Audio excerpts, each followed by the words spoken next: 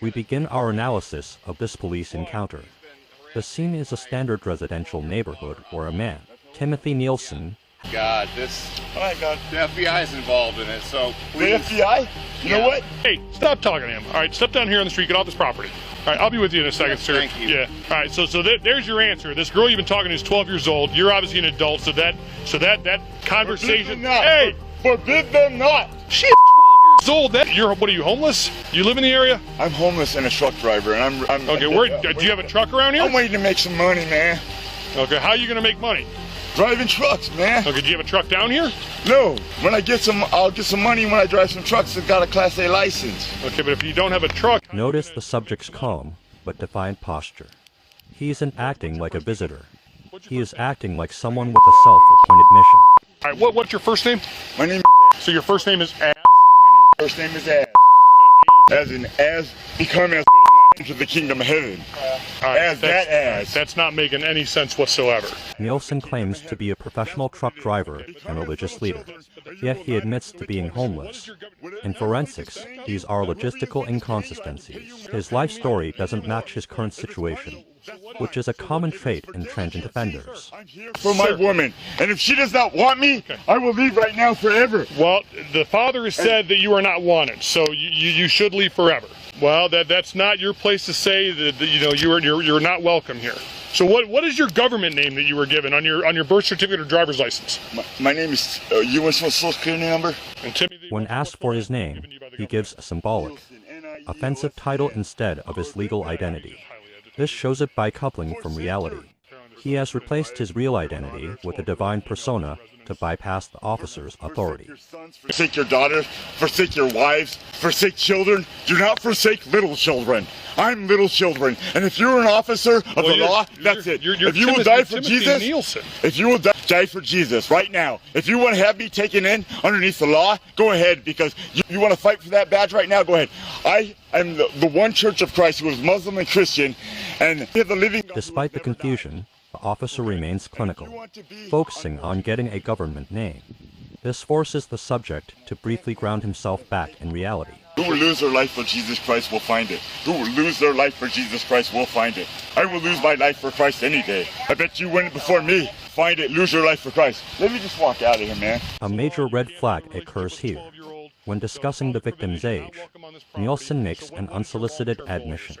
He states he was actually looking for children as young as 6. This is a rare and disturbing moment of total honesty about his predatory ideation. Not in business, that's for sure. Okay. Do you need a bus fare or something? You want like up to Cleveland? Like I can put you on an RTA bus up to Cleveland. They got some homeless shelters right now. I didn't say you were, Mr. Nielsen. I never said you were. I'm trying to offer you some assistance because. Let me just go consult with the Bible and consult with God right now. Timothy, listen. So apparently, according to dispatch, we've been dealing with you in this capacity for a couple weeks now. I will leave forever if that's what's in. This is messianic grandiosity. By claiming to be a deity, he is trying to make himself untouchable by the law. He is creating a psychological shield to justify his obsession with the girl inside the house.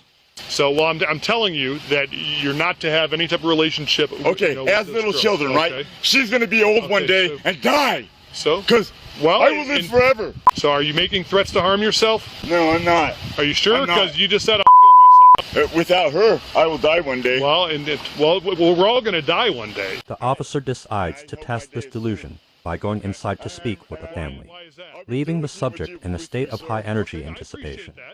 So why do you think we're all going to die one day, but you understand she's 12, but I understand from you that doesn't make a difference to you. But you don't understand God. With men, things aren't possible. With God, all things are possible. All things. I understand that. That's what they say.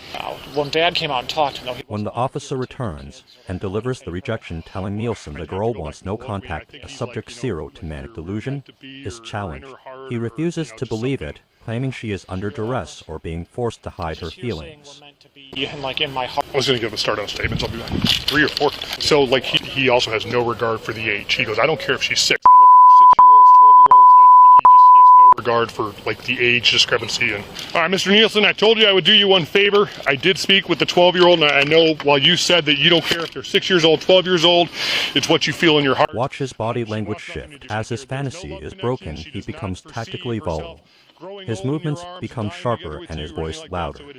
He can no longer maintain the holy mask. The person to break your heart, but it is definitely not going to work out. Regardless of what may have been communicated on the internet, what you thought in your mind, what you thought in your heart, there is definitely no... And do you believe it came from her? I talked to her specifically. Do you believe it came from her? She wasn't under distress at all? Well, no, she's not under duress. How do you know? The officer recognizes that the subject is no longer safe to leave on the street. The decision to detain him is made for the protection of the community and the victim. We're not going to have you acting up like this. You're going to be detained right now just based on your erratic behavior. During the arrest, the physical reality of Nielsen's life is revealed. A search of his pockets finds needles, which suggests substance-related instability. This is the ultimate irony. The man claiming to be a saint is carrying drug paraphernalia. Like I said, Mr. Nielsen, you're not under arrest at this time, but you are being detained during the investigation of a relationship with a 12-year-old. Do you have anything in your pockets? I got a couple needles. Do you really?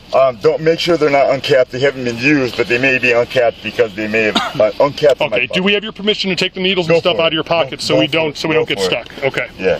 Don't get stuck. Timothy Nielsen's hubris led him to document his own pathology on camera. This case proves that while a predator may hide behind the Bible, the physical evidence will always reveal the truth. Case closed.